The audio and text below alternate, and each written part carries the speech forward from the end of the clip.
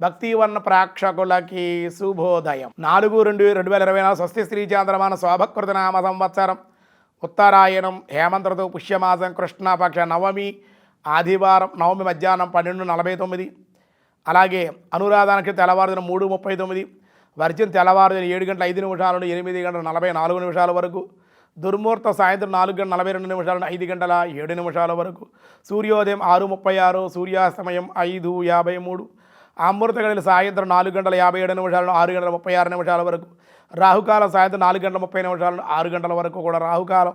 శుభ సమయం లేదు ఈరోజు. వృద్ధి యోగం ఉంది. ఉదయం చాలా మంచి, ఉదయం 8:33, గరంజి మధ్యాహ్నం 12:49, వని రాత్రి 12:45 వరకు. నవమి ఆదివారం గడు సాధారణమైన వ్యవహారాలకే అనుకూలం.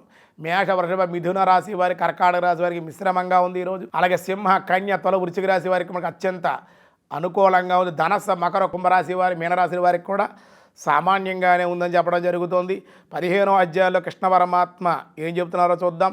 పార్థాయ ప్రతిబోధితాం భగవతాం నారాయణేన స్వయం వ్యాసేనాగ్రదిత పురాణ మునినాం మధ్యే మహాభారతం అద్వైతామృతవర్షిణీం భగవతీం అష్టాదశాధ్యాయిని అంబా త్వామనుసందదామి భగవద్గీతే భవద్వేషిణీ యదాదిత్యగతం తేజో జగద్భాసయతి అఖిలం యచ్చ చందాంసి యచ్చగ్నో తత్తేజో విద్ధి మామకం.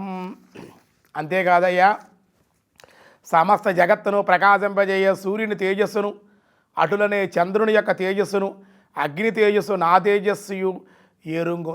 ఎవరెవరి తేజస్సు ఎలా ఉందో తెలుసుకో. ఈ చంద్రుడు సూర్యుడు తేజస్సు కానీ అతీతమైన అనంతమైన తేజస్సు నాది.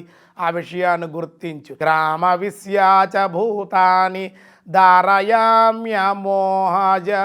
దారయాన్యహమోజస పుష్ణ్యామి చౌషధీ సర్వ సోమో భూత్వా రసాత్మకః. పృథివీయందు ప్రకాశించే నేను నా శక్తి ద్వారా సకల భూతాలను దర్శించి పోషించుతున్నాను.